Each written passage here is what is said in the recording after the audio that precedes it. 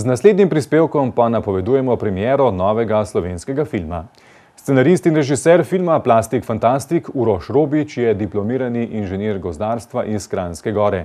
Za svojo diplomsko nalogo je prejel celo Prešernovo nagrado.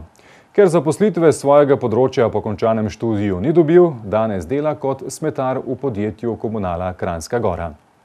Vsakodnevno srečevanje z odpadki ga je navdahnilo z idejo o igrano dokumentarnem filmu o plastiki.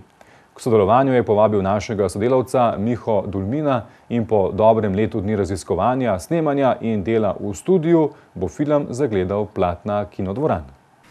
Diplomirani inženir gozdarstva, ki dela kot smetar in je posnel dokumentarni film o plastiki. Sliši se neverjetno, a Uroš Robič drži ogledalo stanju v naši državi na področju zaposlovanja mladega izobraženega kadra, s svojim najnovejšim delom, igrano dokumentarnim filmom o plastiki, pa želi prispevati tudi k premiku zastarele miselnosti o smeteh. V filmu Plastik Fantastik razkriva zmote in hkrati odpira vprašanja o plastiki.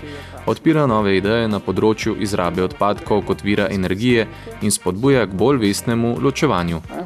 Lahko greste iz plastenke, naprimer v mikrovlakna. Ja, s filmom sem nadvse zadovoljen, glede na to, koliko enega truda se je vložil, pa da je vse skupaj na koncu tako uspelo, sem presrečen. Še bolj sem pa zadovoljen nad vsemi odzivi ljudi, ki so sodelujočih, ki so si film ogledali, ki imajo tudi strokovno mnenje, neko težo in so bili nadvse zadovoljni.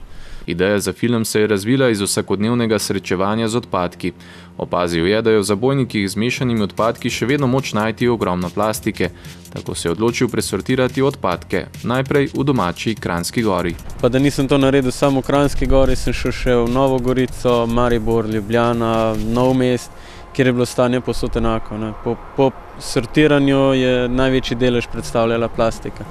Pa me pa čisto naprej zanimalo, kam gre ta plastika, ker tudi jaz nisem vedel natančno, kako se to predela, kje se reciklira, pa še kakšne možne zdravstvene vplive na človeka, na zdravje.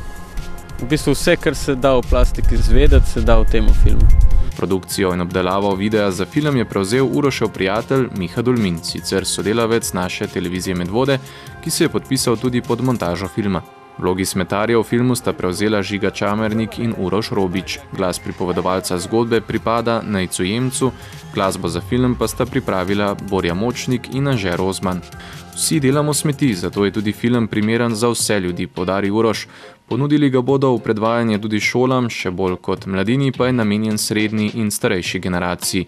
Mladi, ugotavlja, so dobro seznanjeni s pravili in namenom ločevanja. Trenutno se menimo z Art Kino mrežo, da bi se to predvajalo po celi mreži po Sloveniji. Več se bojo lahko gledalci ogledali na spletni strani www.plastikfantastik.si, kjer bojo nadaljni termini, kdaj in kje se bo predvajalo. Že sam proces ustvarjanja filma je bil velik izziv in šola hkrati, pravi Uroš.